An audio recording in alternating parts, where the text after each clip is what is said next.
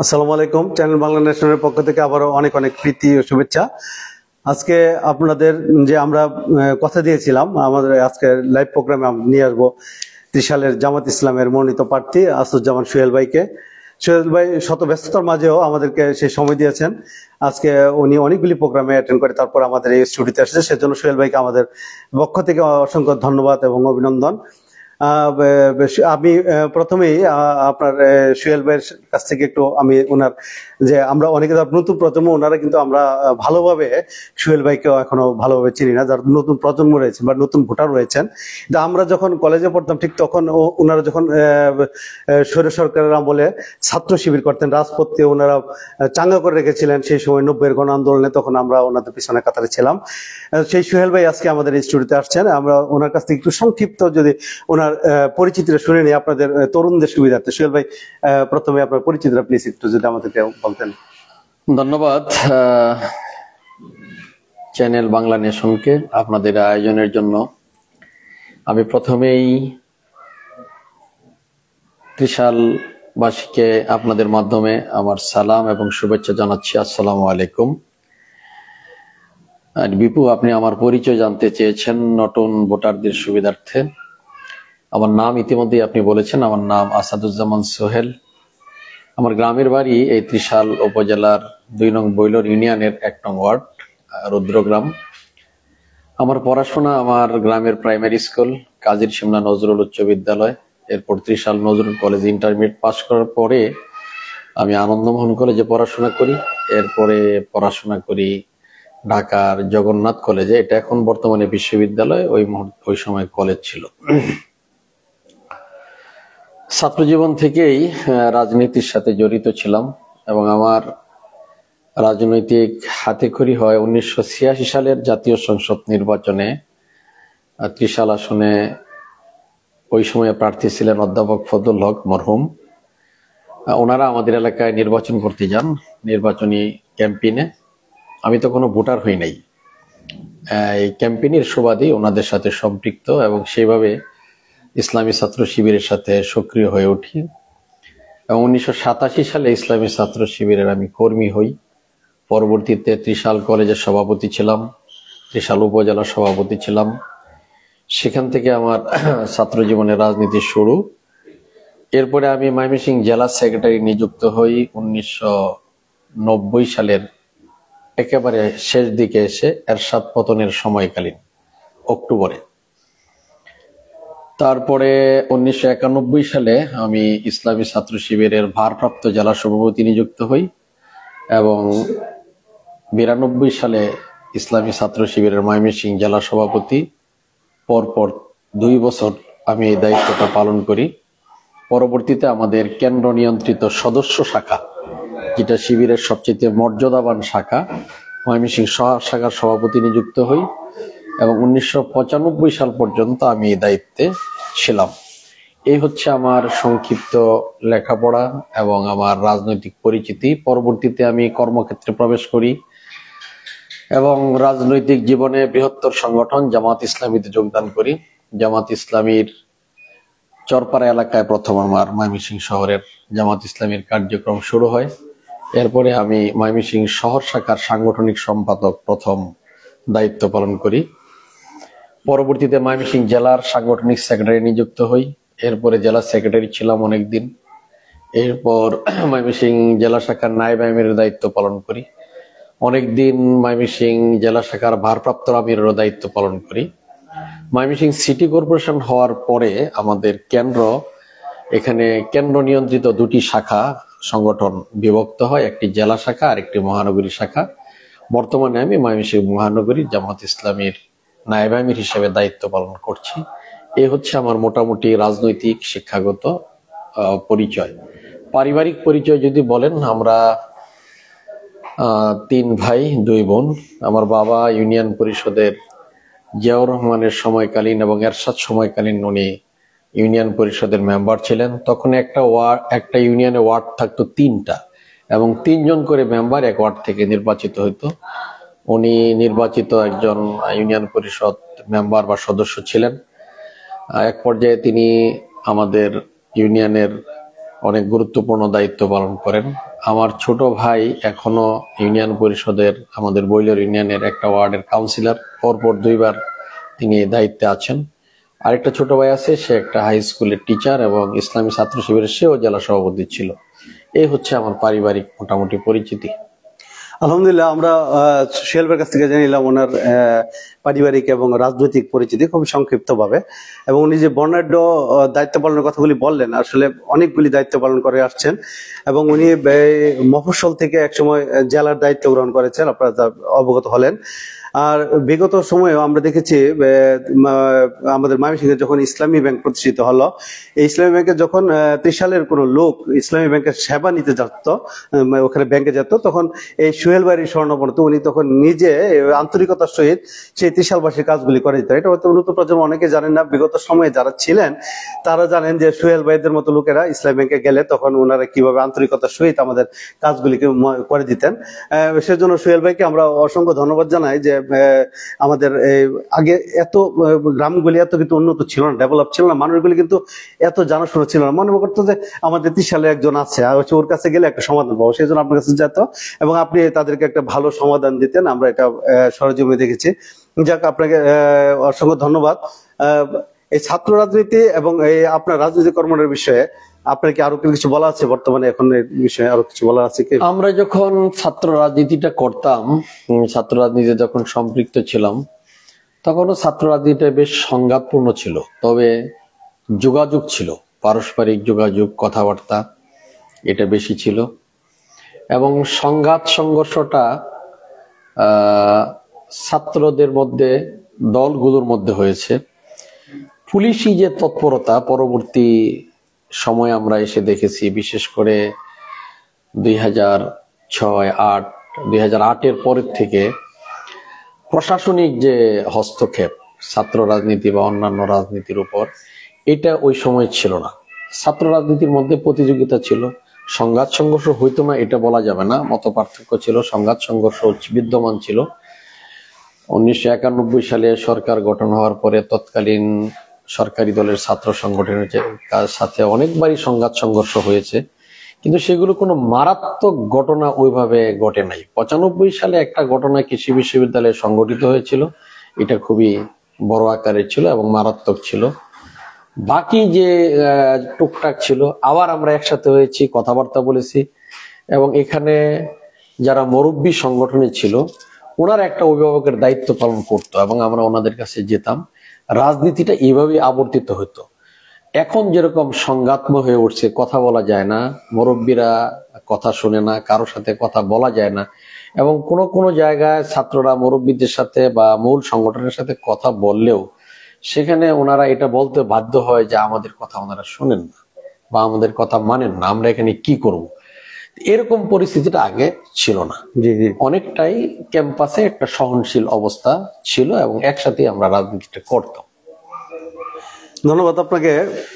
90-এর স্বৈর সরকার এবং এই 5ই আগস্টে যে পালিয়ে গেল স্বৈর সরকার, এই দুই সরকার বাজে আপনি তারতম্যটা কি বুঝতেছেন, মানে মূল্যায়নটা কিভাবে করতেছেন আপনি? 90-এর সরকারের অবস্থাটা একটা ভিন্নতা ছিল, এই সরকারের অবস্থার একটা ভিন্নতা ছিল। আমি আগেও বলেছি, ছাত্র রাজনীতির প্রসঙ্গে এসে প্রশাসনিক যে দমন নিপীড়ন এবং প্রশাসনিকভাবে সাধারণ মানুষ সহ রাজনৈতিক নেতা কর্মীদের যে হয়রানি, তাদের উপর যে চাপ, এটা 90-এর যে সরকার ছিল এই পর্যায়ের এটা ছিল না। গোয়েন্দা তৎপরতা সকল দিক মিলিয়ে, যেমন ধরেন যে এরকম স্লোগান আমরা তখন শুনি নাই যে অমুক দলের বা অমুক সংগঠনেদের ধরো, এদেরকে জেলে পুরো, এই দায়িত্ব পুলিশই পালন করত। কিন্তু পরবর্তী যে সরকারটা বিদায় নিল 2024 সালের আগস্টে এসে, তাদের দলীয় নেতা কর্মীরা যেভাবে পুলিশের ভূমিকার পরিবর্তে নিজেরাই অনেকটা সন্ত্রাসী কায়দায় যে কার্যক্রমগুলো পরিচালনা করত, এইটা ওই সময় ছিল না। এটা একটা বড় পার্থক্য ছিল। 2 নম্বর হচ্ছে যে ওই সময়ের যে সরকার, তার সরকারের শেষ দিকে এসে তারা ছাত্র সংগঠনকে অফ করে দেয়। এটা আপনারা ভালো জানেন যে জাতীয় ছাত্র সমাজ একটা পর্যায়ে এরশাদ সাহেব এটাকে বন্ধ করে দেন। তিনি ছাত্র রাজনীতি নিষিদ্ধ করার একটা প্রক্রিয়া শুরু করেছিলেন, উনি এটা পারেন নাই। তো যে কারণে ক্যাম্পাসগুলোতে জাতীয় ছাত্র সমাজের তেমন কোনো তৎপরতা ছিল না, তখন আমরা ছাত্র নেতাই ছিলাম। কিন্তু এই সময় এসে দেখলাম যে ছাত্র এবং যুব সংগঠন যতটা বেপরোয়া এবং ছাত্ররা যেভাবে টাকা কামানো, কন্ট্রাক্টারি, বিভিন্ন কাজে যেভাবে ব্যস্ত হয়ে পড়েছে, এইটা 90-এর সময় আমরা ওইভাবে ঠিক ততটা দেখি না। যদিও তাদের নির্বাচন এবং অন্যান্য ব্যবস্থাপনায় স্বৈরাচারী দৃষ্টিভঙ্গি ছিল, স্বৈরাচারী কার্যক্রম ছিল, কিন্তু এই পার্থক্যগুলো কিন্তু ছিল। ধন্যবাদ। আমরা ওনার কাছ থেকে একটু বিস্তারিত জানিয়ে নিলাম যে স্বৈর সরকার বলতে 90-এর স্বৈর সরকার বলতে আমরা বোঝাতে চেয়েছিলাম এরশাদ সরকার, এবং 5ই আগস্টে যে সরকারের পতন ঘটলো এটা বলা আমরা বোঝাতে চাচ্ছিলাম হাসিনা সরকারকে। তো এই 5ই আগস্টটাকে আপনি কিভাবে মূল্যায়ন করেন? 5ই আগস্ট কি আপনি কি মনে করেন এটা দেশটা আবার স্বাধীনতা লাভ করলো, বা আমরা আবার মুক্ত হলাম, আমরা আবার একটা ভালো পরিবেশে নিঃশ্বাস নিতে পারছি, বা রাজনৈতিক একটা পরিবেশ আসছে, আপনার কি এরকম মনে হচ্ছে কি? দেখেন, আমরা তো প্রায় 15-16টা বছর আমরা সহ এই দেশের মানুষ একটা মুক্তির প্রত্যাশা করেছে। বিশেষ করে অবাধ রাজনৈতিক কার্যক্রম পরিচালনা করার অপেক্ষা মানুষ ভোটাধিকার ছিল না, ভোটাধিকার প্রয়োগ করার একটা সাংঘাতিক রকমের আকাঙ্ক্ষা সবার ভিতর কাজ করত। এই অধিকারগুলো মানুষের হরণ করা হয়েছিল, এই অধিকারগুলো মানুষের ছিল না। 5ই আগস্ট এটা সংগঠিত হয়, এটা বলতেই হবে যে এই আন্দোলনের শেষ পর্যায়ে এসে সফলতার দ্বারপ্রান্তে নিয়ে আসে ছাত্র সমাজ, এবং এটার সাথে শ্রমিক জনতা সকলেই যোগদান করে। আন্দোলন অনেক আগের থেকেই চলছিল, রাজনৈতিক দলগুলো হয়রানির শিকার, তারা কর্মসূচি দিচ্ছিল, কিন্তু শেষ বিষয়টা তাদের হাতেই সমাপ্ত হয়। যে 5ই আগস্ট এই দেশকে জুলুম থেকে মুক্ত করা, এবং 3টা যে মৌলিক কথা ছিল যে আমরা একটা রাষ্ট্রীয় সংস্কার চাই যাতে করে আর কোনো ফেসিবাদী শক্তি গড়ে উঠতে না পারে। দ্বিতীয় হচ্ছে আমরা যারা এই হত্যাযোগ্য নানান ধরনের অন্যায় অবিচার করেছে তাদের বিচার, এবং নির্বাচন যাতে মানুষ ভোট প্রয়োগ করতে পারে। এই 3টা আকাঙ্ক্ষা, জন আকাঙ্ক্ষা পূরণ করার জন্য এই 5ই আগস্ট মূলত সংগঠিত হয়। এটাকে ঠিক স্বাধীনতা সংগ্রামের সাথে তুলনা করা যাবে না, তবে আমাদের জাতির এই প্রত্যাশাগুলো পূরণ করার জন্য এবং জুলুম দুঃশাসন মুক্ত করার জন্য, বৈষম্যহীন করার জন্য এটাকে খাটো করে দেখারও সুযোগ নেই। ধন্যবাদ সোহেল ভাইকে। আবারও আমার একটু কথা ছিল যে এই আপনি তো শহর ভিত্তিক বা জেলা শহরে আপনি পলিটিক্স করেছেন বা রাজনীতি করছেন দীর্ঘদিন যাবত, এবং জেলার বিভিন্ন দায়িত্ব রয়েছিলেন, কিন্তু আপনাকে 3 থেকে কেন ক্যান্ডিডেট করলো আপনার দল, আপনার বাংলাদেশ জামাত ইসলাম কেন 3 থেকে আপনাকে মনোনীত করলো? বিপু, আপনাকে ধন্যবাদ এই প্রশ্নটা করার জন্য। এই প্রশ্ন অনেক জায়গায় আমি সম্মুখীন হই, তবে আপনি আপনার সূচনা বক্তব্যে যেটা বলেছিলেন এবং আমি আমার রাজনৈতিক জীবনের সংক্ষিপ্ত পরিচিতি যেটা তুলে ধরেছিলাম, দেখেন, আমি ত্রিশাল কলেজের ইসলামী ছাত্র শিবিরের সভাপতি হিসেবে আমার ছাত্র শিবিরের দায়িত্ব পালন শুরু। কাজেই আমার রাজনৈতিক হাতেখড়ি, আমার রাজনৈতিক সহকর্মী, বন্ধু বান্ধব ও বেড়ে ওঠা, রাজনীতি শিখা, এটা ত্রিশালেই হয়েছে, এবং আমি ত্রিশালের মানুষ।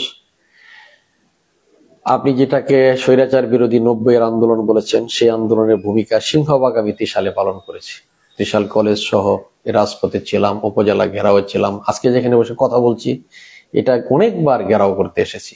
সেই সময় থেকে এখানেই রাজনীতি করি, এখানে দায়িত্ব পালন করেছি।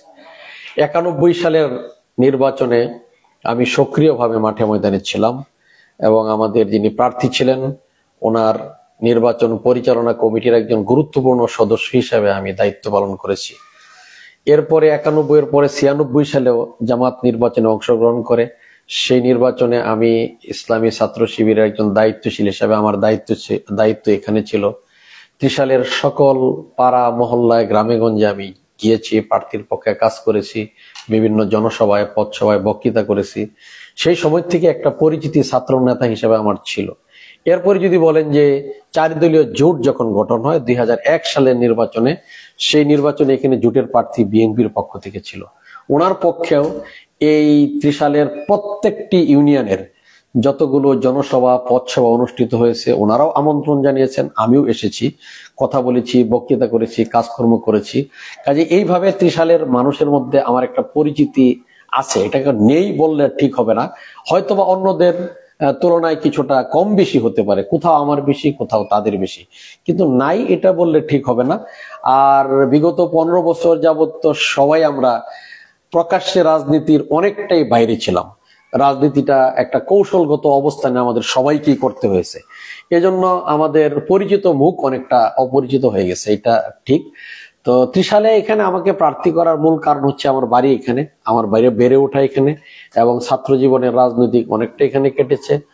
জামাতের বা 4 দলীয় জোটের রাজনীতির ক্ষেত্রেও আমি এখানে সক্রিয় ভূমিকা মাঠে ময়দানে রাখার চেষ্টা করেছি। সেই দিকগুলো বিবেচনা করে এবং আমাদের প্রার্থী নির্ধারণ করার যে প্রক্রিয়া, আমাদের যারা জনশক্তি আছে তৃণমূল পর্যায়ে, তাদের মতামতের প্রেক্ষিতে সংগঠনের সিদ্ধান্তটা নিয়েছে। ধন্যবাদ সোহেল ভাইকে। আমরা ওনার কাছ থেকে জানতে পারলাম ওনাকে কেন জেলা পর্যায়ে বা ডিস্ট্রিক্ট পর্যায়ে ওনাকে কেন প্রার্থীরা করে ত্রিশাল কেন করেছেন এবং ওনাকে কেন করেছেন সেটা জবাবটা উনি খুব সুন্দরভাবে উপস্থাপন করলেন।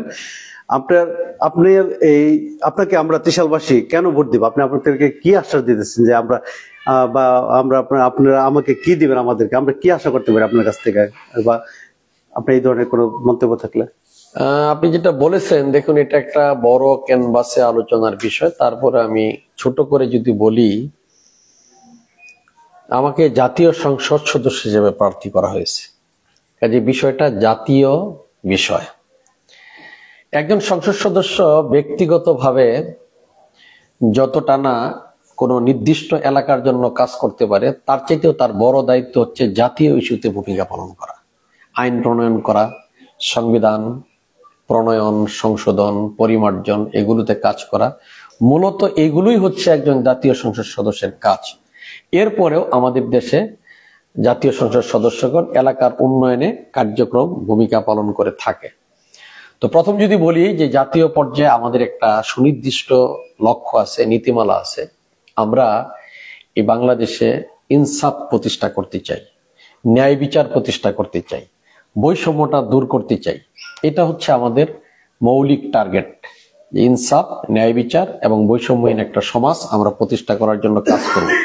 সেই হিসেবে জাতীয় পর্যায়ে আমরা সবাই মিলে ভূমিকা পালন করব, এটা হলো আমাদের মূল কথা। এবং এই ভূমিকাগুলোর মাধ্যমে আমরা একটা ইসলামী সংগঠন হিসেবে আমাদের টার্গেট, আমাদের উদ্দেশ্য এবং লক্ষ্য, মিশন যাই বলেন, এই লক্ষ্যগুলো আমরা হাসিল করব আল্লাহর সন্তুষ্টির জন্য। এটা হচ্ছে আমাদের জাতীয় পর্যায়ের মূলনীতি। আর যদি এলাকা ভিত্তিক বলেন, এলাকা নিয়ে এলাকার মানুষ হিসেবে আমার কিছু স্পেশাল চিন্তা আছে, সেগুলো আমরা করব ইনশাআল্লাহ। আমি যদি ত্রিশালকে একটু বিশ্লেষণ করি, তাহলে ত্রিশালের প্রথমত আমি ত্রিশালকে তুলে ধরতে চাই। আপনি বলতে পারেন যে ত্রিশালকে তুলে ধরা হয় না, ত্রিশালকে কি মানুষ চিনে না? আমি সেটা বলছি না।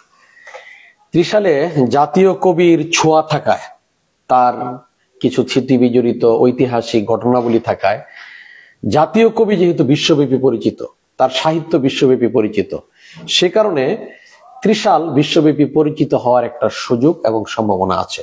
আমার প্রথম টার্গেট থাকবে আমি ত্রিশালকে তুলে ধরবো বিশ্ববাসীর কাছে, এই ক্ষেত্রে আমি প্রথম ভূমিকা পালন করব।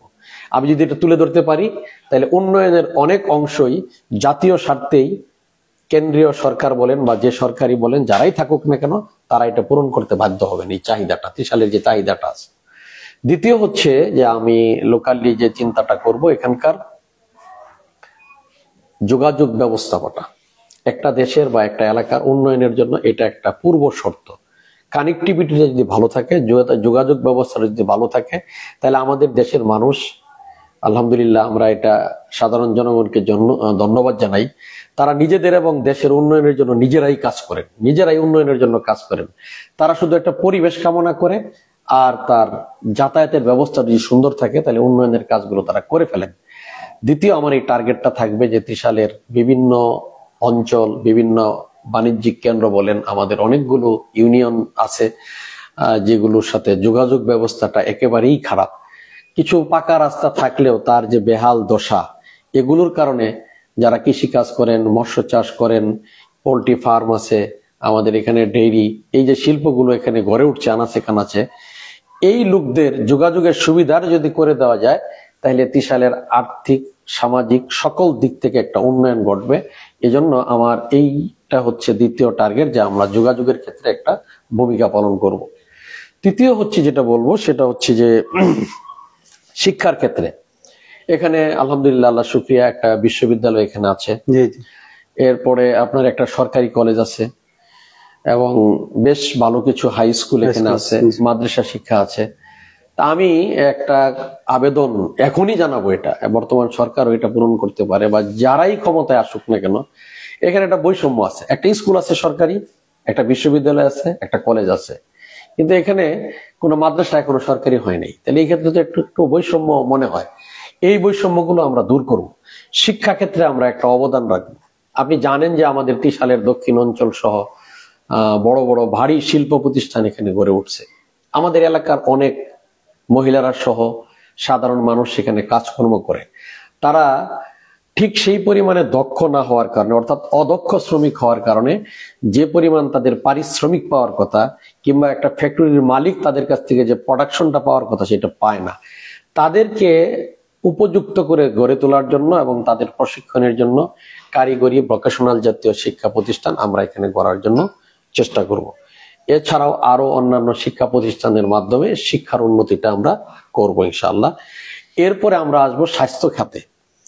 এখানে ময়মনসিংহে এখন ঘনবসতি এলাকা বা বেশি সংখ্যক জনগণ বাস করে ভালুকায়, এরপরে ত্রিশাল আগাচ্ছে সেই দিকে, অনেক মানুষ এখানে বাস করে। কিন্তু এখানে আমাদের যে চিকিৎসার জন্য সরকারি চিকিৎসা ব্যবস্থা আছে, সকল ইউনিয়ন পর্যায়ে, ওয়ার্ড পর্যায়ে কমিউনিটি ক্লিনিক আছে, কিন্তু সেগুলোর অবস্থা খুবই খারাপ। ডাক্তার বা নার্স যারা আছেন তাদেরকে পাওয়া যায় না, যোগাযোগ ব্যবস্থা খারাপ, তাদের থাকার ব্যবস্থা নাই। মানুষও সেখানে নানান কারণে চিকিৎসার জন্য যায় না, উপযুক্ত চিকিৎসা না পাওয়ার কারণে। আমাদের এখানে যে হাসপাতালটা আছে, হেলথ কমপ্লেক্স যেটা, এখানকার যে অবস্থা আর যে পরিমাণ জনশক্তি, যে পরিমাণ জনগণ এই এলাকায় বাস করে, এটা পর্যাপ্ত নয়।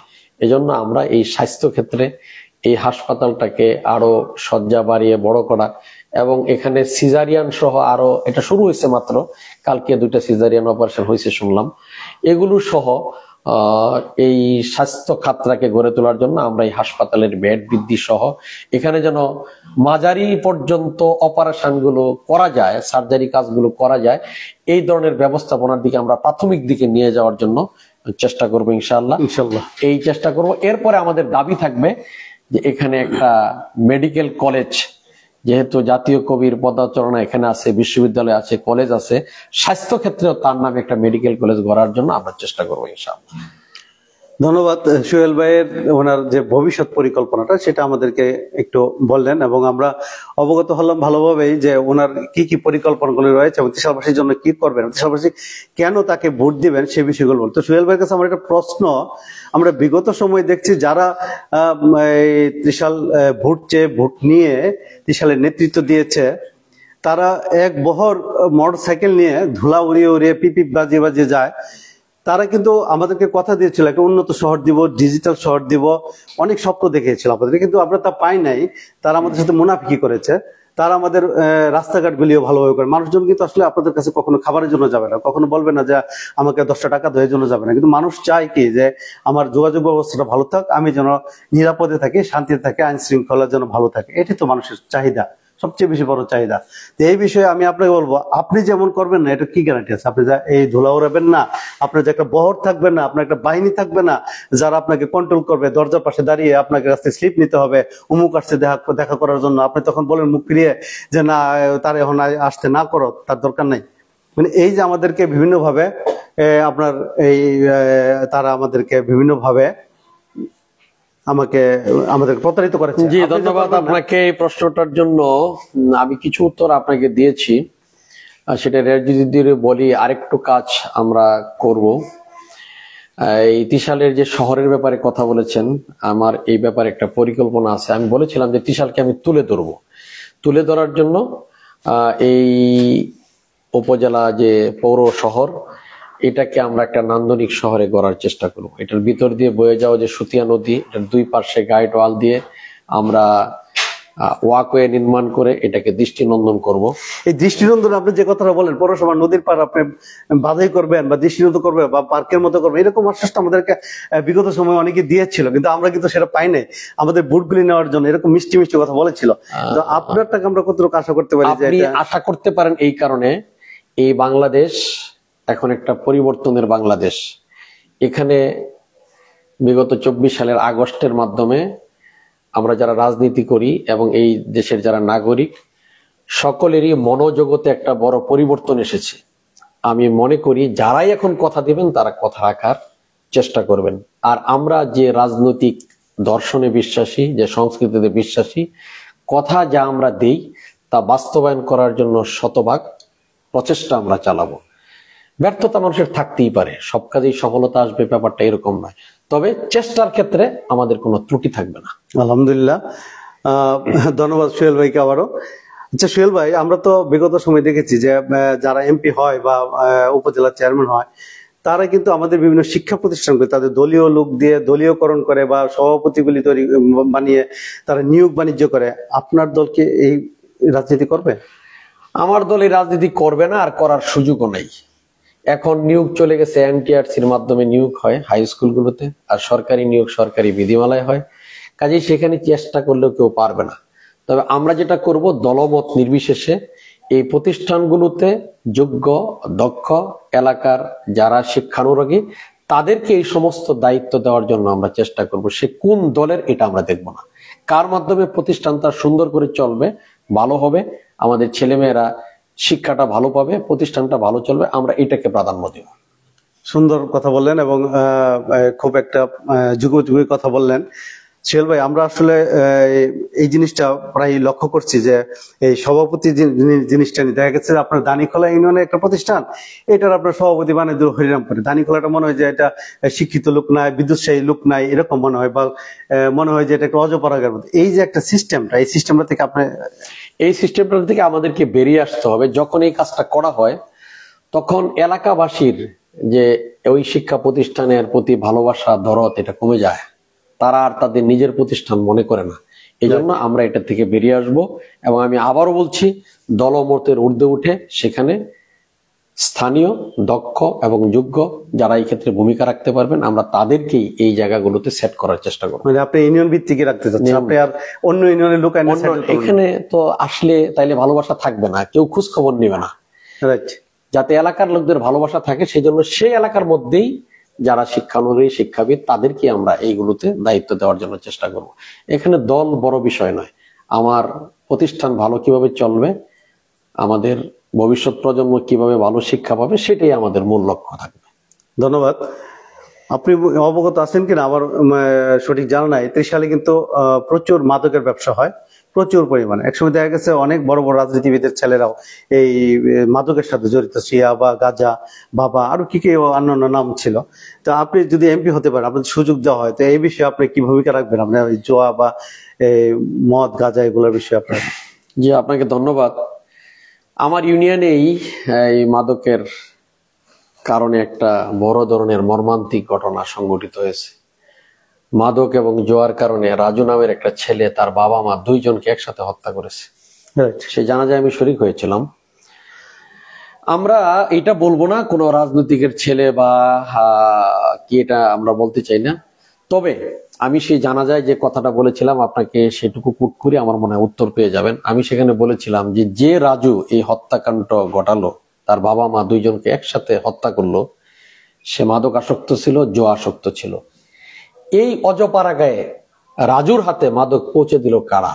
রাইট। এবং আমি মনে করি এই ব্যবসাটার সাথে পৌঁছানোর সাথে সমাজের প্রভাবশালী লোকেরা জড়িত। আমরা এটা শক্ত হাতে দমন করার চেষ্টা করব।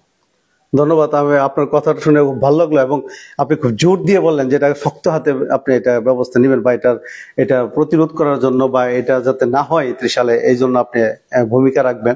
আসলে আমরা লক্ষ্য করেছি যে মোবাইলের জুয়া এবং আপনার এই মাদকেই আমাদের এই ত্রিশালটাকে বেশ কয়েকদিন যাবৎ বেশ কয়েকটা এরকম বাবা মা খুন সহ অনেক অপকর্ম হয়ে গেল ইতিমধ্যে, এবং এটা খুবই পীড়াদায়ক। সারা বাংলাদেশের ভিতরে আমাদের ত্রিশালের যে একটা সুন্দর একটা সুনাম ছিল, সেই সুনামটাও ক্ষুণ্ণ হয়েছে।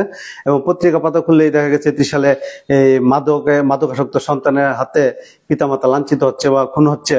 এর চেয়ে আরো বড় কোনো ঘটনা থাকতে পারে না, যেটা আমাদের ত্রিশাল ঘটে গেছে আপনার ইউনিয়নে। আসলে এটা অত্যন্ত কষ্টের কথা। আপনি আমাদের রাস্তাগুলির কথা বলেছেন যে আমাদের রাস্তাঘাটগুলি ভালো করবেন। আপনি তো ইতিমধ্যে আমি যেটুকু জানি ত্রিশালের প্রত্যেকটা ইউনিয়নে আপনার ঘোরা হয়েছে বেশ ভালোভাবে। প্রত্যেকটা আমি জানি যে আপনার ত্রিশালের প্রত্যেকটা ধূলিকণার সাথে আপনার যোগাযোগ হয়ে গেছে। তো আমাদের ত্রিশালের রাস্তাগুলি এই যে এত ভঙ্গুর, এই ভঙ্গুরগুলো আসলে দায়ী আপনি কাকে মনে করতেছেন? জনগণ, না প্রশাসন, নাকি আমাদের নেতৃবৃন্দকে দায়ী করতেছেন? এখানে আসলে দায় দায়িত্ব কারো একা আর দায়ী ব্যাপারটা এরকম না। বেশ কিছু কারণ এখানে আছে। একটা হচ্ছে যে রাস্তাটার যা বরাদ্দ ছিল, যে মানে হওয়ার কথা সেই মানের হয় নাই। 2 নম্বর হচ্ছে যে মানে রাস্তাটা করা হয়েছে ওখানে যে লুটের গাড়ি চলার কথা, আমাদের এই এলাকায় মাছ ইত্যাদির ব্যবসা থাকার কারণে তার চেয়ে বেশি লুট সম্পন্ন গাড়ি অনেক রাস্তায় চলে, এটাও একটা কারণ। এরপরে হচ্ছে আমাদের এলাকায় আপনি জানেন যে মাছের চাষ ব্যাপকভাবে বৃদ্ধি পেয়েছে। রাস্তার আশেপাশে সব জায়গায় পুকুর, এবং এগুলো কিছুটা অপরিকল্পিতভাবে হচ্ছে। এটা জনগণ দায়ী না বললেও তবে সচেতনতা তো কমতি আছে, এটা বলাই যায়। কিছু সচেতনতা কমতি আছে। তাদেরকে অ্যাওয়ারনেস সৃষ্টি করতে পারলে, পর্যাপ্ত জায়গা রেখে যদি পুকুরগুলো খনন করা যেত, তাহলে পরে পুকুরের কারণে যে রাস্তাগুলো ভেঙে গেছে বা নষ্ট হয়ে গেছে, এই ঘটনাগুলো ঘটতো না। তো এগুলোর কিছু অ্যাওয়ারনেসের অভাব আমাদের সবার আছে। তবে প্রশাসনিক এবং এখানে দুর্নীতির বিষয়টা তো অবশ্যই আছে। এটা আমাদের বাংলাদেশের সব জায়গায় আছে, এখনো আছে এটা এখানে। ধন্যবাদ সোহেল ভাই। এক এক করে অনেকগুলি প্রশ্ন হয়ে যাচ্ছে আপনাকে, আপনি বোধহয় বিরক্ত বোধ করতেছেন হয়তোবা। না, বিরক্ত বোধ করছি না, আপনি বলতে থাকেন, অসুবিধা নেই। আমার যতটুকু জানা আছে আমি উত্তর দিয়ে থাকবো ইনশাআল্লাহ। আমরা বিগত সময় দেখেছি যারা এমপি হয়েছিলেন তারা প্রশাসনিকভাবে কিছু দুর্নীতি করেছেন ব্যাপকভাবে। যেমন ধরেন কাবিখা কাবিটা, টিআর, মানে এগুলো মনে হয় যে টিআর কাবিখা কাবিটা এটার জন্য লুটতরাজ করার জন্য দলকে বা এমপিদেরকে বা প্রশাসনকে দেওয়া হচ্ছে। দেখা গেছে যে এমনও প্রকল্প বিগত সময়ে হয়েছিল যে প্রকল্পের টাকাগুলি ঠিকই উঠে গেছে, কিন্তু প্রকল্পের কোনো কাজই হয় নাই। তো এই বিষয়ে আপনার মন্তব্য, বা আপনি এই ধরনের কাজগুলি কিভাবে করবেন আপনার? জি, থ্যাংক ইউ। আসলে দুর্নীতির যে কথাটা বলেছেন, প্রথম কথা হচ্ছে যে এই টিআর কাবিখা এগুলোর কাজ কিন্তু আসলে মানে এমপি সাহেবদের কাজ না, সংসদ সদস্যদের কাজ না। এটা স্থানীয় সরকার করার কথা, উপজেলা পরিষদ করার কথা, ইউনিয়ন পরিষদ করার কথা। কিন্তু আমাদের দেশে এটা সংস্কৃতি যে সংসদ সদস্যরা এই কাজগুলো করেন। আমরা রাজনৈতিকভাবে, ব্যক্তিগতভাবে, পারিবারিকভাবে দুর্নীতি কিংবা বন্টনের ক্ষেত্রে বৈষম্য করা, এই শিক্ষায় শিক্ষিত নই। আমরা এই কালচারটি কখনো দেখি নাই বা করি নাই। আমার পরিবারে আমার বাবা, আমার দাদা, আমার ভাই, তারা ইউনিয়ন পরিষদে বিভিন্ন দায়িত্ব পালন করেছে। আমরা কখনো পারিবারিক ভাবেও এগুলো শিখি নাই। কাজে এইগুলোর ক্ষেত্রে আমরা কোনো ধরনের বন্টনের ক্ষেত্রে বৈষম্য সৃষ্টি করা বা নিজের স্বার্থ হাসিল করা, এটা থেকে আমরা দূরে থাকবো। আপনি দেখেছেন যে আমাদের জাতীয় সমাবেশে আমাদের আমিরি জামাত স্পষ্ট ঘোষণা দিয়েছেন যে আমরা কোনো জায়গায় দুর্নীতি করব না, কাউকে দুর্নীতি করতে দেব না। আমাদের সংসদ সদস্যগণ যে টাকার কাজ পাবেন, এই টাকা ওনারা নিজে হাতে নেবেন না, কাজ শেষ করে জনসমকক্ষে তার হিসাব প্রকাশ করবেন। আমরা সেই নীতিতে চলবো ইনশাআল্লাহ। ধন্যবাদ। খুবই স্পষ্ট কথা, এবং উনি সাবলীল ভাবে ওনার যে ভবিষ্যৎ পরিকল্পনাগুলি এবং এই বিষয়গুলি উনি সমাধান করবেন বা উনি সুনজর দিবেন, এগুলো আমরা শুনলাম।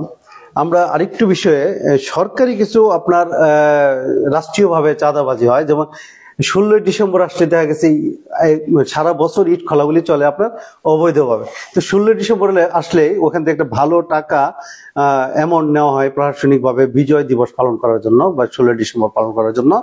এবং সেই টাকাগুলি আমরা ত্রিশাল দেখেছি একসময় নেতৃবৃন্দের সাথে প্রশাসনের দ্বন্দ্ব সৃষ্টি হয়েছিল, এবং অনেক অনেক বেশি পরিমাণে একটা টাকা ওঠানো হয়।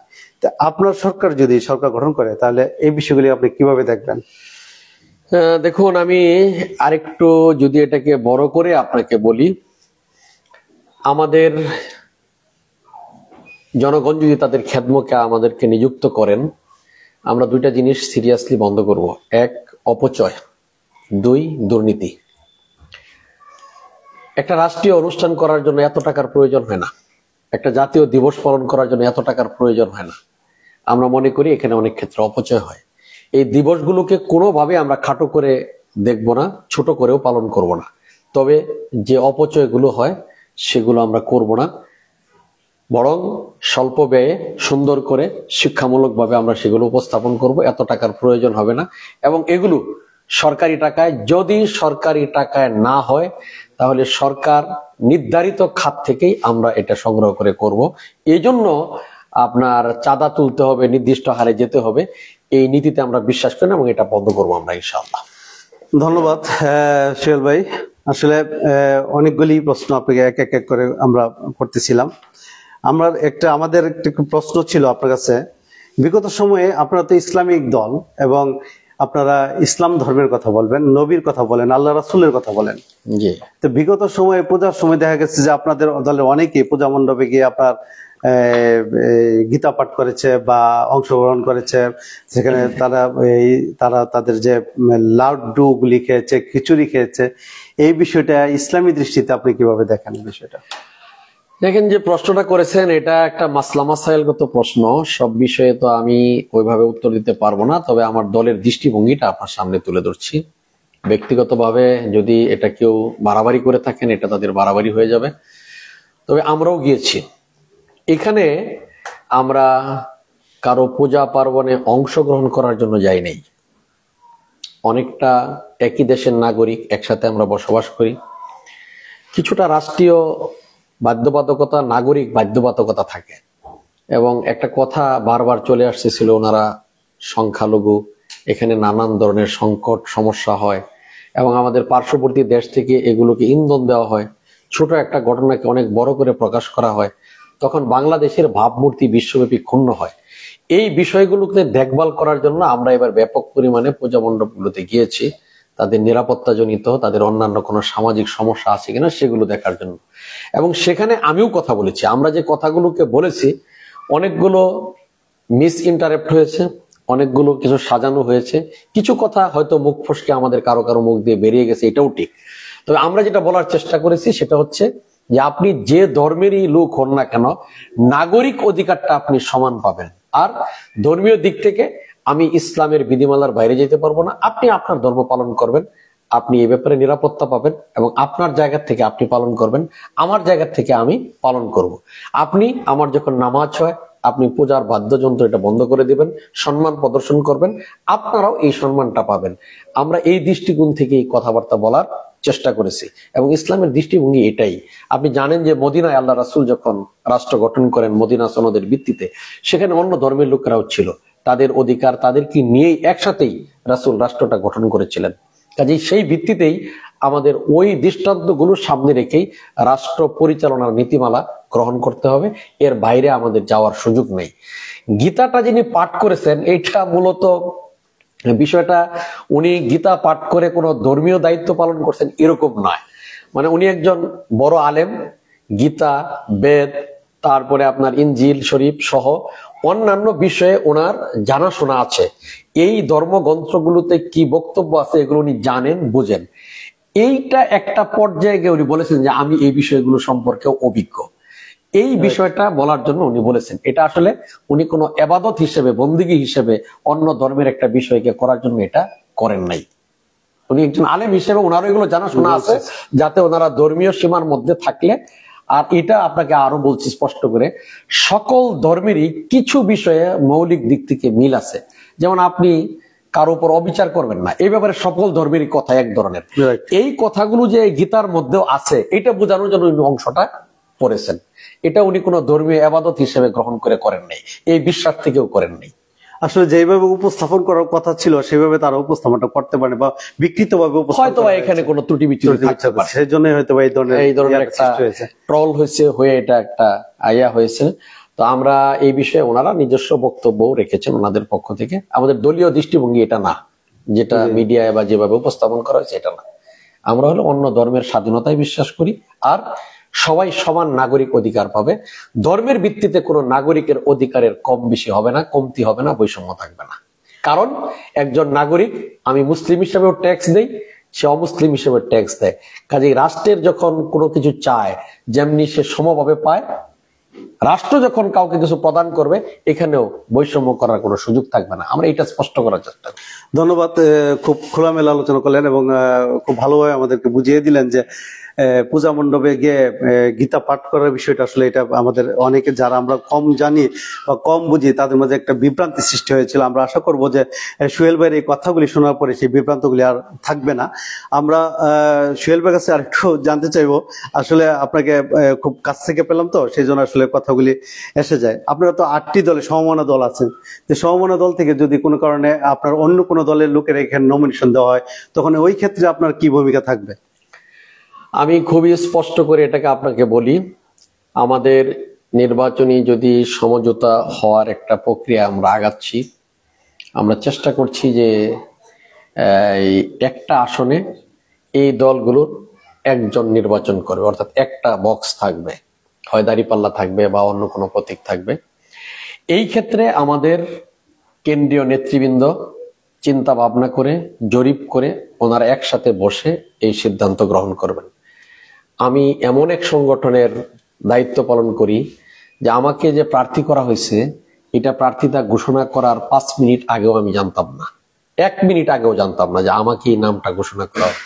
কাজে আমার দল এই ব্যাপারে আমার ব্যাপারে যে সিদ্ধান্ত দিবেন আমি সেই সিদ্ধান্ত পরিপূর্ণরূপে বাস্তবায়ন করব।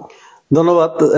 এই প্রশ্নটা আসলে আসার কারণ ছিল এটাই, বিগত সময়ে আমরা দেখেছি বিএনপি সরকারই হোক বা আওয়ামী সরকারের সময় যে নেতৃবৃন্দরা নমিনেশন আশা করেন কিন্তু ওনারা নমিনেশন না পেয়ে দেখা গেছে যে ওনারা হয়তো বিদ্রোহী প্রার্থী হয়েছেন, অথবা ওনারা দেখা গেছে যে বিরোধী দলের পলিটিক্স করতেছে, মঞ্চে উঠছেন উনি দেখা গেছে নিজের দলের, বাট সে রাতের অন্ধকারে করতেছে, সে ওই তার দলের প্রার্থীকে ফেল করানোর জন্য পলিটিক্স করছেন বা জনগণকে উনি আগ্রহ সৃষ্টি করানোর জন্য ভূমিকা পালন করছেন। সেই জন্য এটা জিজ্ঞাসা সমমনা দলগুলি যদি কোনো কারণে আপনাকে এখান থেকে নমিনেশন না দেয় তাহলে আপনার ভূমিকাটা কি থাকবে সে বিষয়টা আমরা আসলে আন্তরিকভাবে অনেক আপনাকে ধন্যবাদ জানাচ্ছি। সেই সাথে আমরা আপনার দলের শুভকামনা আমরা আশা করতে পারি। আমরা চাই যে একটা আপনারা একটা নেতৃত্বে আসেন, আপনাদের ছোঁয়ায় আমরা কি পাই।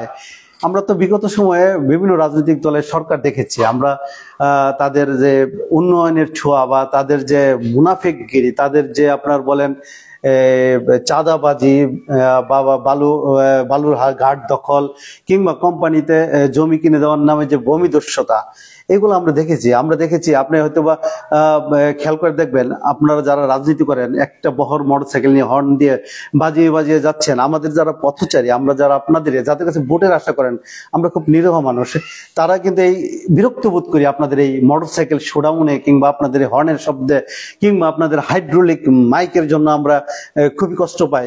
যে আমাদের মনে হয় যে আসলে আপনাদের কি মনুষ্যত্ব নাই, আপনাদেরকে এরা বুঝেন না যে আপনার ভোটারের, আপনার এলাকার বা আপনার সমর্থকের বা নিরীহ মানুষের কষ্ট হচ্ছে। আপনি এই বিষয়ে আপনি কি ভূমিকা নেবেন? আপনি ধন্যবাদ আপনাকে যে প্রশ্নটা করেছেন, এটা বাড়াবাড়ি অনেক সময় হয়ে যায়, এটা আমি অস্বীকার করব না। আসলে একজন প্রার্থী অনেক সময় সবকিছু নিয়ন্ত্রণ করতে পারেন না, দলীয় কর্মীরা থাকে এবং এখানে ভিন্ন রকমের বিভিন্ন শ্রেণীর কর্মীরা থাকে, অনেক সময় নিয়ন্ত্রণ করতে পারে না, এই জন্যও ঘটে। আবার অনেক সময় পরিকল্পিতভাবেও এগুলো ঘটে, এটা অস্বীকার করার কোনো উপায় নেই।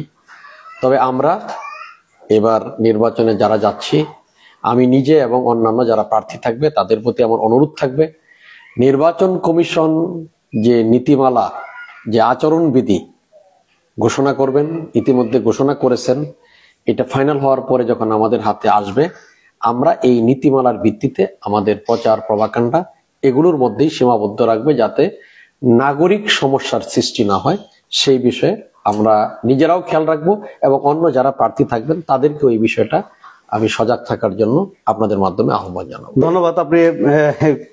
আপনি আহ্বান জানিয়েছেন অন্যান্যদেরকেও, কিন্তু আমার একটা কথা, আপনারা কি বুঝেন আমাদের কষ্ট হয়? হ্যাঁ, এটা বুঝে আসে, কারণ আমরাও তো এই দেশের নাগরিক। সবসময় তার আমার মোটরসাইকেল চলে না, অন্যদের মোটরসাইকেল যখন চলে তখন আমার যেরকম আমি কিন্তু সবারটাই বলছি, কিন্তু আপনারা কি বুঝেন?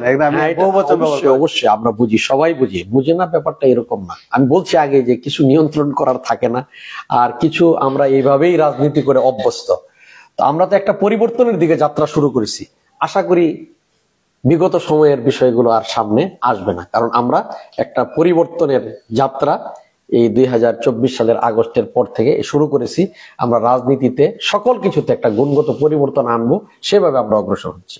এজন্য আশা করি আমরা আগের যে বিষয়গুলো আপনাদেরকে পীড়া দিত বা সাধারণ জনগণ কষ্ট পেত, আমরাও নিজেরাও কষ্ট পেতাম, সেগুলো সামনে থাকবে না ইনশাআল্লাহ। ইনশাআল্লাহ আমরাও আশা করতে পারি যে আমাদেরকে অন্তত এই ধরনের কষ্টগুলি যাতে আর ভবিষ্যতে আপনারা না দেন। আসলে আমরা সোহেল ভাইয়ের সাথে কথার পাশাপাশি অনেকগুলো আমাদের কলেজ ছিল, কিন্তু যে আমাদের যে প্রশ্নগুলি ছিল এই প্রশ্নগুলি করতে করতে বা সোহেল ভাই একটু বেশি করে একটু গুছিয়ে বলতে বলতে সময় নেওয়ার ফলে আমরা অনেক কল ধরতে পারি না, সেজন্য আন্তরিকভাবে দুঃখিত। এখন একটা কল ধরবো, আমার এক ভাই কল দিয়েছে, দেখি বলেন। সরি সোহেল ভাই, আসসালামু আলাইকুম। আসসালামু আলাইকুম ওয়া রাহমাতুল্লাহ। কে বলছেন, কোথা থেকে বলছেন, নামটা বলেন প্লিজ। জি, আমি বিশাল থেকে বলছি, একজন সাধারণ জনগণ। আমি সোহেল সাহেবকে একটা প্রশ্ন করতে চাই। জি বলুন। আমার প্রশ্নটা হলো যে কেউ কেউ আছে সাধারণ জনগণের মধ্যে, এক সময় আওয়ামী লীগ করতো, এখন কেউ বিএনপি করে, কেউ জামাত করে, বিভিন্ন দলে বিভক্ত, এবং দলীয় ভাবে কারো কারো নাম আছে দলে। হাজার হাজার সাধারণ জনগণ আছে যাদের দলীয় কোনো নাম নেই।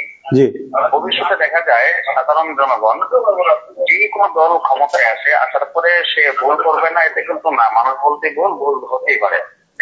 যখন কোনো ভুল করে বসে, ক্ষমতাসীন সরকার বা ক্ষমতাসীন দল যখন ক্ষমতায় থাকে, তখন সাধারণ জনগণ এই বিষয় নিয়ে যখন কোনো কথা বলে, ঠিক তখন দেখা যায় তাদেরকে টুটি চেপে ধরা হয়।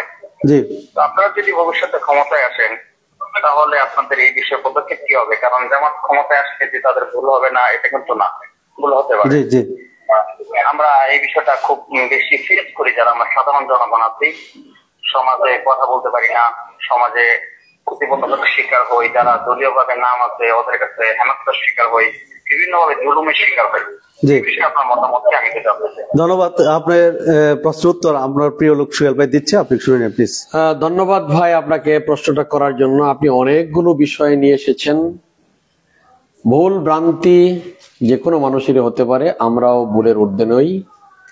রাজনীতি করে বলেই ভুল হবে না, বিষয়টা এরকম নয়। আমি খুবই স্পষ্ট করে বলছি, যে কোনো মানুষ, আমার যে কোনো প্রতিপক্ষ, যে কোনো সাধারণ মানুষ আমাদের সমালোচনা, গঠনমূলক সমালোচনা করবেন, আমরা আগ্রহের সাথে, সম্মানের সাথে এগুলো গ্রহণ করব, নিজেদেরকে সংশোধন করার চেষ্টা করব। এটা আমাদের নীতিমালা থাকবে, আমরা এটা গ্রহণ করব ইনশাআল্লাহ। দ্বিতীয় হচ্ছে যে জুলুমের শিকার, আমরা আপনাদেরকে কথা দিচ্ছি, আমরা যদি এই দেশ পরিচালনার দায়িত্ব পাই, রাজনৈতিক কারণে বা কোনো ভুলের কারণে কেউ আমাদের দ্বারা, আমাদের যিনি এমপি মন্ত্রী যাই হই না কেন আমরা, কিংবা আমাদের দলের কোনো সদস্যদের দ্বারা কেউ অযথা জুলুমের শিকার হবেন না, নির্যাতনের শিকার হবেন না, কারো উপর কোনো অত্যাচার জুলুম এগুলো আমরা করতে দেব না, আমরা করি না, অন্য কেউ করতে দেব না। জুলুমের শিকার কেউ হবে না ইনশাআল্লাহ, এটা আপনাদেরকে কথা দিলাম। আপনাদের যে কোনো সমালোচনা গঠনমূলক ভাবে আমাদের কাছে তুলে ধরবেন, আমরা সেটা স্বাচ্ছন্দ্যে গ্রহণ করব, আমরা নিজেদের সংশোধনের জন্য। আর যদি সেটা পূরণ করা সম্ভব না হয়, চেষ্টা করব এটার ব্যাখ্যা প্রদান করার জন্য, মিডিয়ার মাধ্যমে হোক, ব্যক্তিগত পর্যায়ে হোক, যেভাবে হোক ব্যাখ্যা প্রদানের চেষ্টা করবো ইনশাআল্লাহ। প্রশ্ন করার জন্য আপনাকে ধন্যবাদ। স্পষ্টবাদীর স্পষ্ট কথা, সোহেল ভাইয়ের সাদামাটা কথা, সাদামাটা উত্তর, নেই কোনো অহংকার, নেই কোনো ভনিতা, কিংবা নেই কোনো অভিনয়। উনি ওনার ভাবে সাবলীল ভাবেও আপনার উত্তরগুলি দিলেন, এবং আশা করি আপনারা জনগণ যাগুলি প্রশ্ন করতেন সেই প্রশ্নগুলি উত্তরগুলি বিভিন্নভাবে কিন্তু আমি ওনাকে প্রশ্নে জর্জরিত করেছি এবং উনিও খুব ভালোভাবে এগুলা বিরক্ত বোধ না করে ভালোভাবে এগুলো উত্তর দিয়েছেন। আমাদের জন্য ভবিষ্যতে উনি কি করবেন উনি বিশদভাবে আলোচনা করেছেন এবং দলীয়ভাবে যদি সিদ্ধান্ত আসে সমমান 8টি দলের থেকে ওনাকে বাদ দেওয়া হলে উনি কি ভূমিকা নেবেন সেটাও বলেছেন। মাদকের বিরুদ্ধে কি বলবেন কি করবেন এটাও উনি বলেছেন। আসলে সবগুলি বিষয়ে উনি এক এক করে উত্তর দিয়েছেন যা আপনারা ইতিমধ্যে শুনছেন। আমি তো আগেই বলেছি আমাদের চ্যানেল বাংলা নেশন অত্যন্ত একটা ছোট্ট একটা আমাদের এই চ্যানেলটা খুবই ছোট্ট, খুব ছোট পরিসরে শুরু হয়েছে এবং সোহেল ভাই দিয়ে আমরা শুরু করলাম আমাদের এই আজকের আয়োজনটা। আমরা আশা করি যে আগামীতে আমরা এক শুক্রবার রাত 8:30 প্রতি শুক্রবার রাত 8:30 অন্যান্য যে প্রার্থী রয়েছেন যারা এমপি নির্বাচন করবেন বলে আশা ব্যক্ত করেছেন বা ইতিমধ্যে তারা বিভিন্ন প্রচার শুরু করেছেন, তারা আমাদের এই প্রোগ্রামে আসবেন এবং আপনাদের সাথে সরাসরি কথা বলবেন এবং আপনারা তখন আমি পরবর্তী প্রোগ্রামগুলিতে আপনাদের প্রশ্ন উত্তরটাই বেশি রাখবো। আমি অনেক ফোন ধরতে পারি নাই যেহেতু আমি নিজে অনেক প্রশ্ন করেছি। আর আমাদের যে ত্রুটি বিচ্যুতি ছিল সেগুলো আপনি সুন্দর দৃষ্টিতে সুন্দর দৃষ্টিতে দেখবেন। আমাদের আয়োজনটা ভুল ত্রুটি থাকতে পারে। আর আমরা আসলে খুব এই শুরু আমাদের একসময় আমি 10-12 বছর আগে আমি এরকম আপনার যখন এরকম ইয়া ছিল না, আপনার মোবাইল ছিল না বা ইন্টারনেট ছিল না, তখন কিন্তু আমি আমি প্রোগ্রাম করেছিলাম। আমাদের প্রোগ্রামে ছিলেন মেয়র রানী সাহেব, তখন ছিলেন মাদানী সাহেব, আশরাফুল সাহেব, আরো অনেকে আমার এই প্রোগ্রামগুলি দেখেছিলেন, তাদেরকে আমি প্রশ্নে জর্জরিত করেছিলাম এবং আপনারাও অনেক প্রশ্ন করেছিলেন। এখনো আমাকে এক ভাই ফোন দিতেছিলেন কিন্তু সময় স্বল্পতা কারণে, কিন্তু আমাদের যে টাইমটা সীমিত সেই সময়ের জন্য আমরা আপনাদেরকে দিতে পারছি না। আচ্ছা, সর্বশেষ একটি ফোন ধরি, দেখি কি বলে। আসসালামু আলাইকুম, কে বলছেন, কোথা থেকে বলছেন? আসসালামু আলাইকুম, আমি ত্রিশালের একজন সাধারণ জনগণ। জি বলেন। জি বলেন। আমরা আমরা আমরা দেখি আমাদের গ্রামে বা আমাদের ইউনিয়নের আশেপাশে প্রচুর পরিমাণে সুদটা ছড়াছড়ি হয়ে গেছে। সুদটা এমন ভাবে ছড়াছড়ি হয়ে গেছে যে সুদের কথা বললে অনেকেই ইমামের চাকরিও থাকে না। সুদটা কিভাবে সমাজ থেকে রিমুভ করা যায় এই ব্যাপারে জামাত ইসলামের কোন চিন্তা ভাবনা আছে কিনা? ধন্যবাদ আপনাকে। ধন্যবাদ আপনাকে। আপনি একটা মৌলিক বিষয়ে প্রশ্ন করেছেন, যেটা আমাদের মহাগ্রন্থ আল কোরআন যেটাকে হারাম ঘোষণা করেছে। তো আমরা সমাজ থেকে সেটা দূর করার জন্য পর্যায়ক্রমে চেষ্টা করব। এটা একদিনে তো আর সম্ভব হবে না। তো আল্লাহর কোরআনের আয়াত হচ্ছে আল্লাহ ব্যবসাকে হালাল করেছেন আর সুদকে হারাম করেছেন। এই জন্য যারা ক্ষুদ্র ব্যবসায়ী বা বড় ব্যবসায়ী তাদেরকে মুনাফার ভিত্তিতে ব্যাংকিং ব্যবস্থা, আমাদের দেশে যে এনজিও গুলো আছে সেগুলো সে আলোকে মডিফাই করা এবং গ্রামে যারা এই কাজগুলো করেন তাদের হাত থেকে এগুলোকে রক্ষা করার জন্য আমরা জাতীয়ভাবে ফান্ড তৈরি করে জাকাতের বিষয়টাকে কোরআনের খাত অনুযায়ী ব্যয় করে এই জায়গাগুলোর মাধ্যমে আমরা সুদকে দূর করে বরং ব্যবসা বাণিজ্যের দিকে লোকদেরকে উদ্বুদ্ধ করব, তাদেরকে সহায়তা করব। এই চেষ্টার মাধ্যমে আমরা সমাজ থেকে সুদ উৎখাত করতে চাই, সুদ দূর করতে চাই। আপনারা আমাদের সাথে থাকবেন, এটাই প্রত্যাশা করি। ধন্যবাদ। আপনি বোধহয় আপনার প্রশ্ন উত্তরটা পেয়ে গেছেন এবং সোহেল ভাই খুব সুন্দরভাবে বুঝিয়ে দিলেন। আর আসলে ইসলামী দৃষ্টিতে সুদ ব্যাপারে কিন্তু অনেকবার না করা হয়েছে সুদ না খাওয়ার বিষয়ে। আমার মনে হয় শুয়োরের মাংস খাওয়ার ব্যাপারে এত বলা হয় নাই। তো যাই হোক, সোহেল ভাই খুব সুন্দরভাবে বুঝিয়ে দিলেন। সোহেল ভাই, আপনি তো আমাদের আসলে অনুষ্ঠানের শেষ পর্যায়ে, আমাদের প্রোগ্রাম ছিল 8:30 থেকে 9:30 পর্যন্ত। সর্বশেষ আপনি কি আশা করছেন, আপনি কি চাচ্ছেন আমাদের বা জনগণের উদ্দেশ্যে যদি আপনি কিছু বলার থাকে, তরুণ প্রজন্মের উদ্দেশ্যে যদি কিছু বলা থাকে তাহলে প্লিজ একটু বলবেন। আমি 3টা প্রজন্মকে রক্ষা করে 3টা কথা বলবো। যারা সিনিয়র সিটিজেন আছেন, বয়োবৃদ্ধ মানুষ আছেন, তাদের সেবায় আমরা যদি সরকার গঠন করতে পারি ইনশাআল্লাহ, তাহলে তাদের সেবায় আমাদের সমাজ কল্যাণ মন্ত্রণালয় যাবতীয় তাদের সেবা শুশ্রূষার ব্যবস্থা আমরা করব। তাদের যত ধরনের সেবা দরকার, হোম সার্ভিস সহ সবকিছু আমরা করার ব্যবস্থা করব।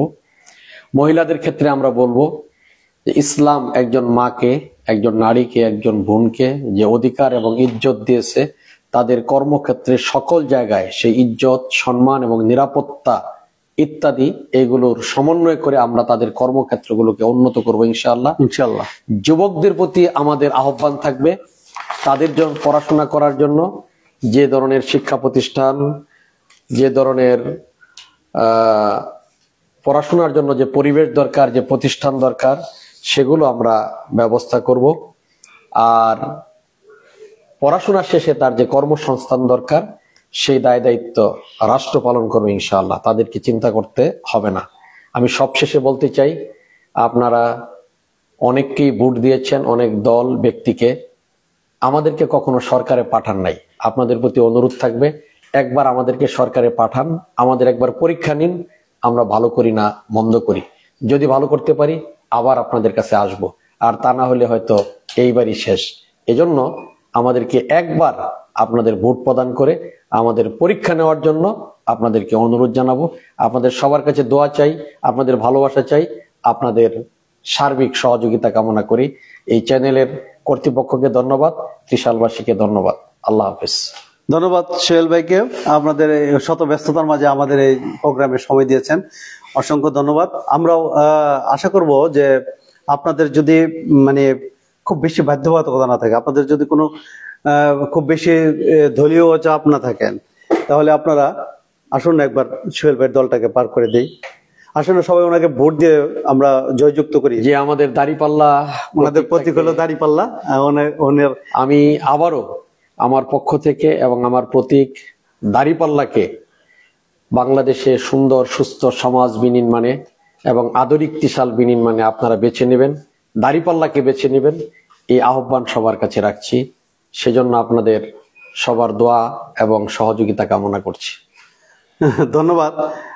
আমি যা বলতেছিলাম যে আসুন আরেকবার দেখি, আমরা একবার অনেক দলের তো আমরা দিলাম, জামাত ইসলামকে বা দাঁড়িপাল্লাকে ভোট দিক, ওরা কেমন চালায় আমাদের দেশটা, কি উপহার দেয় তারা আমাদেরকে, সবাই তো দেখার প্রয়োজন আছে।